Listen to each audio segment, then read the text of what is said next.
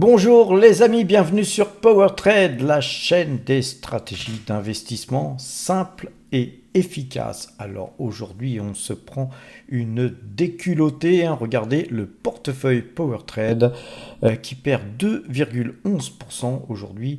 C'est vraiment une grosse perte qu'on prend encore. C'est 24 236 euros qui se sont effacés de nos comptes. Mais nous conservons nos positions par rapport à la veille. Eh bien, effectivement, c'est quand même une grosse somme de perdu dans la journée. Le résultat reste somme toute positif, puisque depuis le 1er janvier 2024, nous gagnons encore 1,33%. On est ric-rac, c'est seulement 15 114 euros qui sont donc engrangés. Notre position sur Total Energy, effectivement, nous fait très mal, mais aussi sur toutes les pétrolières, surtout sur Rubis qui baisse fortement. On va aller voir les graphiques, les amis. Cependant, nos espèces sont toujours de 178 9 euros, c'est-à-dire que nous avons encore 15,49% d'espèces prêtes à faire feu. Et vous voyez qu'il faut des espèces pour des moments comme celui-là, car des opportunités, il commence à y en avoir, et on va aller voir tout de suite les graphiques. Alors en termes de graphiques, on va commencer par Alphabet, une société que nous avions déjà en portefeuille depuis quelques temps, mais on a souhaité racheter encore Alphabet. Et regardez, on va mettre la bande Bollinger, vous allez voir comme c'est magique. Vous voyez que quand on a des sorties de Bollinger, je vous rappelle que moi j'utilise 18, des bandes Bollinger 18, et on va donc zoomer. Et donc la sortie de bande Bollinger là, qui est en blanche, vous voyez, elle était ici. Eh bien hier, elle était phénoménale. C'est pourquoi nous n'avons pas acheté Alphabet dans cette sortie de Bollinger. Nous, on avait devancé les chiffres, on avait acheté avant, donc on a acheté à bon compte. Mais ceci dit, eh bien, on réintègre là aujourd'hui la bande Bollinger, et donc voilà, il va falloir donc observer ce qui va se passer. La moyenne 2 jours, 12 jours reste acheteuse. Les chiffres étaient excellents. C'est une société qui affiche de la croissance, qui affiche des marges élevées. On voit qu'elle continue d'investir dans les investissements au niveau de l'IA, donc ça c'est bon. Il y a du CAPEX qui est dirigé dessus. Elle rachète ses actions, elle a commencé à verser un dividende, donc vous voyez que c'est une société mature. Beaucoup la croyaient finie, dépassée par l'IA de Microsoft. Et bien de Kenini, cette valeur a encore un beau potentiel à mon sens, et nous sommes toujours donc dans ce range haussier. Donc on conserve nos actions Google. Concernant Microsoft, eh bien les chiffres hier soir n'ont pas plu. Je ne vais pas vous les détailler parce que je ne les ai même pas regardés. Nous, on n'a qu'une petite ligne Microsoft. Encore une fois, on était en sortie de Bollinger déjà hier. Je vous avais dit qu'on avait réintégré cette bande Bollinger et qu'après les chiffres allaient nous dire la direction. Et la direction allait direction bande Bollinger du bas, c'est-à-dire les chiffres pas bons. Et donc, puisque les chiffres ont été jugés pas bons, ça reste toujours une excellente valeur, une belle valeur. Mais voilà, nous, on n'achètera pas dans cette configuration graphique Microsoft. Concernant Tesla, eh bien sur Tesla, on a cassé là ce trend jaune. Voilà, nous, on conserve notre position sur Tesla. On a, comme vous pouvez le voir ici, fait des achats un petit peu partout. Donc on a fait de l'accumulation sur Tesla, mais on restera en position tout simplement.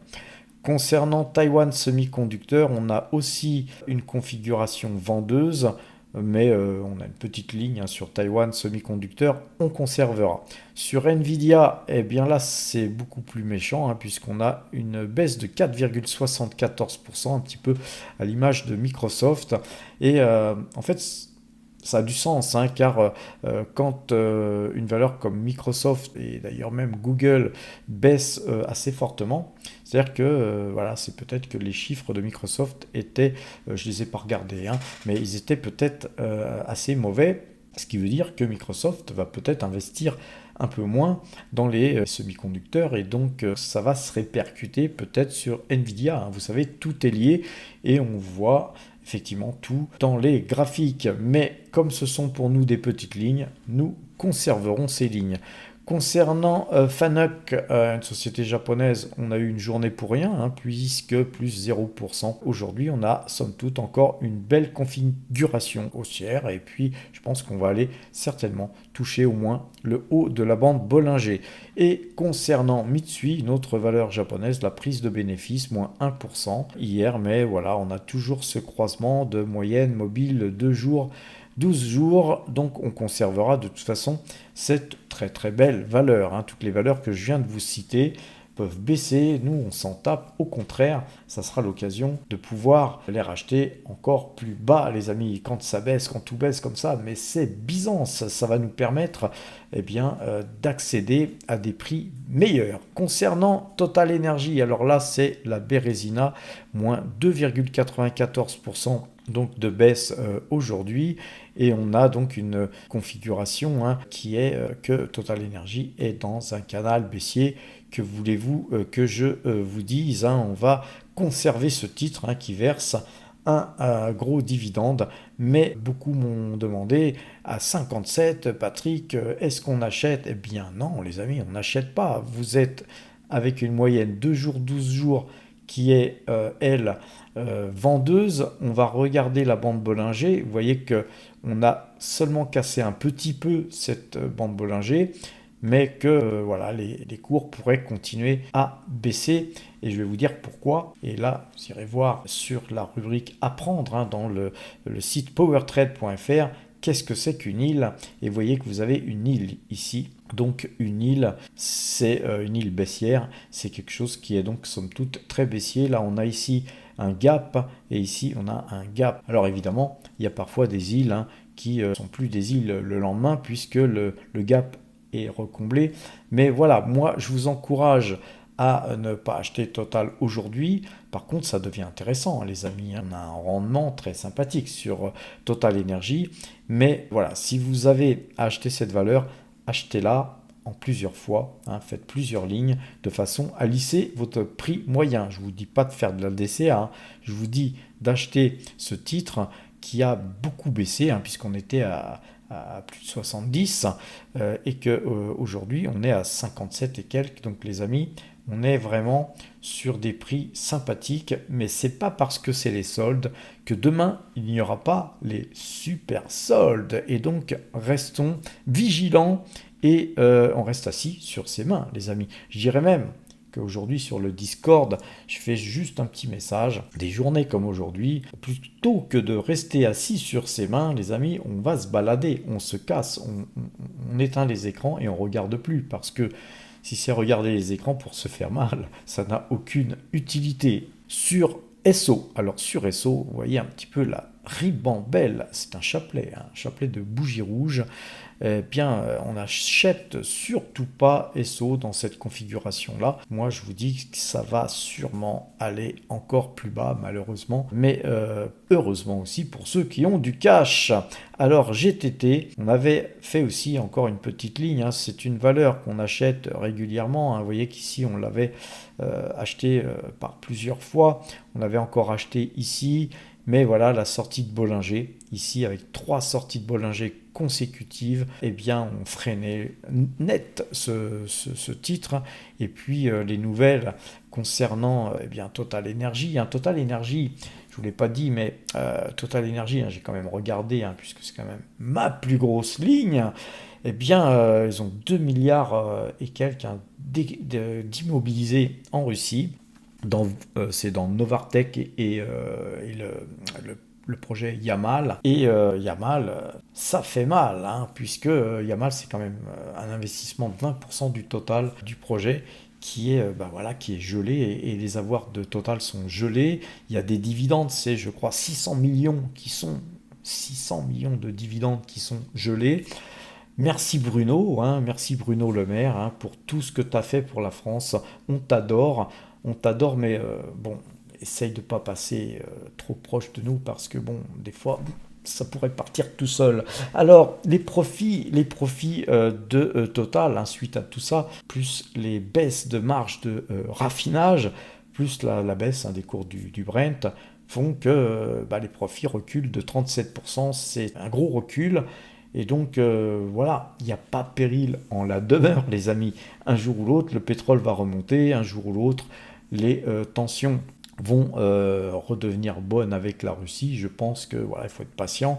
Bon, pour l'instant, les Russes dominent la situation, hein, les amis, car leur produit intérieur brut augmente 2 fois, voire beaucoup plus que 2 fois plus, si c'est pas 3 fois plus puisqu'on ne peut pas se fier aux chiffres, hein, parce que Bruno il a un petit peu dissimulé les chiffres là comme ça, donc on s'est retrouvé avec 50 milliards qui étaient là, on ne savait pas où ils étaient partis.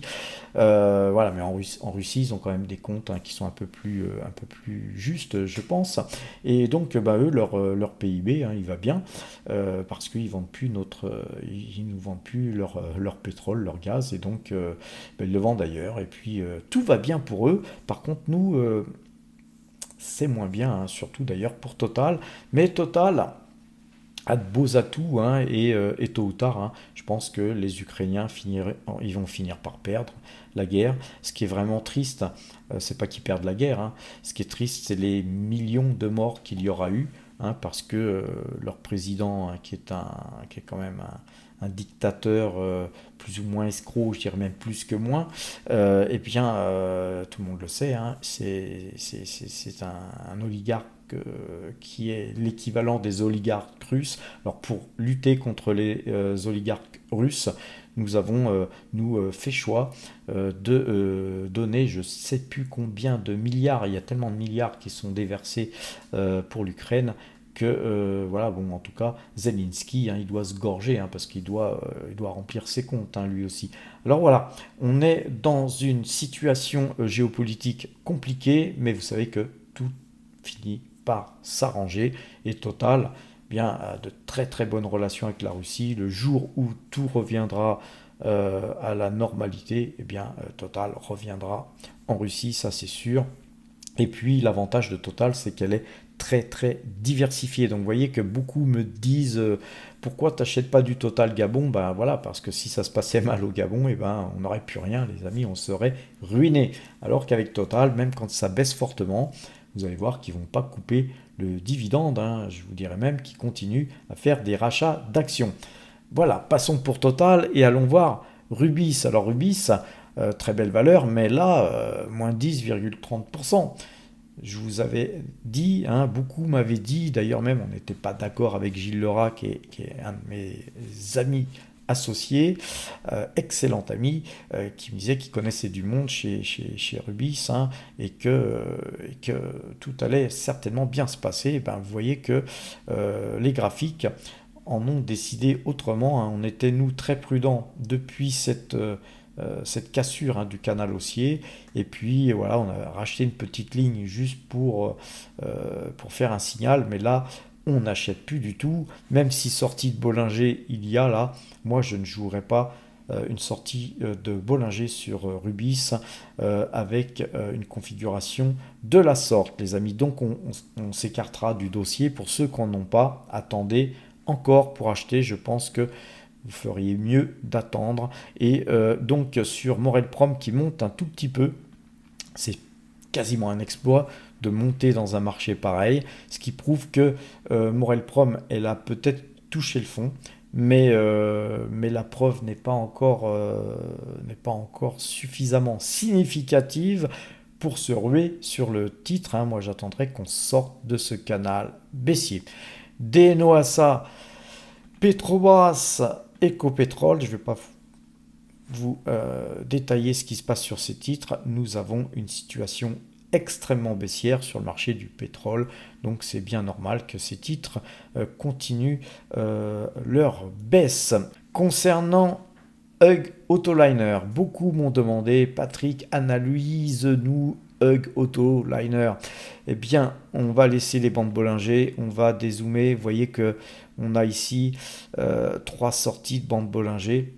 On ne peut pas considérer celles-là comme des sorties, mais enfin quand même, hein, on pourrait se dire qu'on a une, deux, trois, quatre, cinq, six sorties de bande Bollinger pour les puristes, hein. Moi, je les trouve trop petites, hein, je les juge trop petites pour les considérer, hein, comme bande Bollinger, puisqu'on a réintégré, hein, à chaque fois, surtout ici.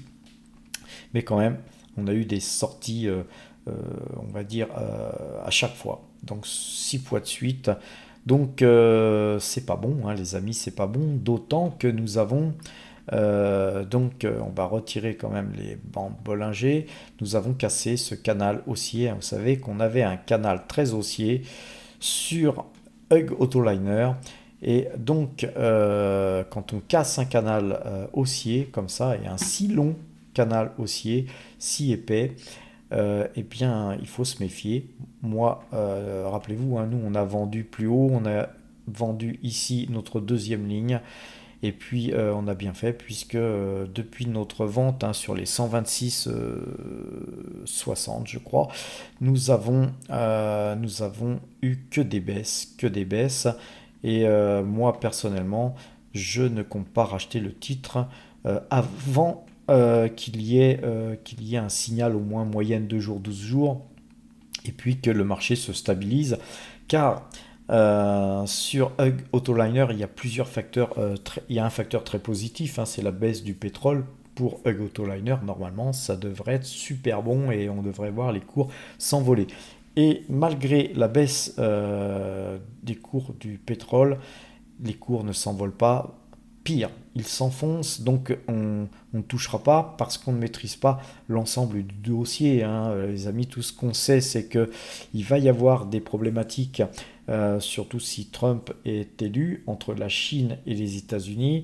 L'Europe, comme un petit chien, va suivre les directives des États-Unis, et donc il est bien possible que les voitures chinoises soient pas taxées, mais soient hyper taxées, ce qui voudra dire que très peu de trafic de voitures vont circuler demain, puisque si on n'achète pas leurs voitures, ils n'achèteront pas les nôtres. Et donc s'il n'y a plus d'échange entre l'Europe et la Chine, et entre les États-Unis et la Chine, eh bien la Chine va rencontrer des gros gros problèmes puisqu'elle ne pourra pas écouler ses stocks de voitures, et donc l'économie chinoise risque aussi d'en pâtir, hein, les amis. Il n'y a pas seulement les constructeurs de voitures, hein. Je pense que le secteur automobile en Chine, c'est un gros secteur. Donc la Chine, moi en général, je reste à l'écart. Nous avons juste une petite ligne d'ailleurs, sur une valeur chinoise, et on s'en contentera, les amis. On ne souhaite pas acheter plus que ça des valeurs chinoises. Mais pour Hug Autoliner, même si c'est une valeur qui verse un gros dividende, vous savez qu'un dividende, ça peut être coupé, ne l'oubliez jamais. On a quand même un de nos titres qui monte très très fortement, c'est la Française des Jeux. Je n'ai eu de cesse que de vous le dire, les amis. La Française des Jeux avait une très très belle configuration. Là, j'ai un peu aussi douté parce que graphiquement, on avait une cassure, certes, mais les nouvelles d'aujourd'hui, hein, là, c'est des nouvelles, donc je ne vais pas vous détailler les choses, mais en fait, la Française des Jeux aura moins à payer d'amende, je crois, au niveau de la communauté européenne, hein, puisqu'il y avait un procès, quelque chose en cours. Donc ça, pour moi, c'est pas la raison essentielle, hein, les amis. C'était une raison supplémentaire, et c'était une raison qui a fait booster le titre aujourd'hui. Pourquoi? Parce que regardez la cote, bien difficile de se reporter sur un titre quel qu'il soit, et alors que finalement, bien la Française des Jeux, c'est une bonne valeur à acheter dans une configuration telle qu'aujourd'hui elle sert de valeur refuge, sans compter qu'il y a eu une bonne nouvelle aujourd'hui au niveau de ce qu'elle doit payer, hein, puisque je crois que c'était 1 milliard et quelques, et puis elle paiera 300 millions et quelques, donc c'est somme toute plus de 3 fois moins.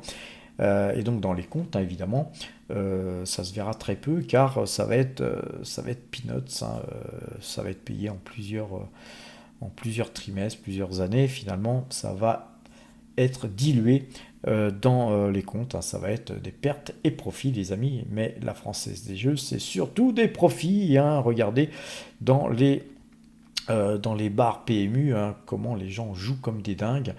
Moi, ça m'étonnera toujours, mais voilà, hein, plutôt que de jouer un jeu de grattage, achetez plutôt, pour ceux qui ne font pas de bourse, plutôt la Française des Jeux, vous serez sûr de gagner. 100% des investisseurs chez la Française des Jeux seront gagnants à long terme, bien sûr. Alors, on a quelques valeurs, hein, qui montent, hein, comme Veralia, on a Thermador, on a aussi Bumitama, qui monte bien, et puis on a DNX Corp, ainsi que Vinci, Airbus, Pfizer et Nike qui montent. Donc voilà, on a quand même des valeurs qui montent, mais ça ne peut pas compenser notre plus grosse ligne, les amis. Alors, regardons notre liste, notre watching list, hein, notre liste de surveillance. Nous avons B2Gold qui perd 2,95%. Ça, c'est cool, puisqu'on a vendu, hein. Donc nous, ce qu'on souhaite, hein, c'est que ce titre baisse. Et alors là, vraiment, rien ne peut me faire plus plaisir que de voir Barrick Gold bien amorcer sa chute, hein. Voilà, vous savez que la zone que je vous ai encadrée ici, bien, c'est la zone, hein, sur laquelle moi, voilà, je souhaiterais acheter, voire acheter sur un rebond de ce trend violet. Donc voilà, c'est peut-être parti pour. En tout cas, la moyenne 2 jours, 12 jours est vendeuse. Le canal haussier, hein, puisqu'on avait un canal haussier, bien, il est cassé. Voilà, moi, je lorgne ce titre pour l'acheter. On a Pan African Resources qui remonte. Voilà, bah nous on attendra, hein, on attendra sur ce titre. Et on a Santamine, un titre qu'on avait vendu un peu trop tôt. On avait extrait de la performance. Et bien ce titre, lui aussi, bien il baisse, hein, il baisse de 1,98%. C'est encore pas assez pour nous. On est un petit peu gourmand, les amis.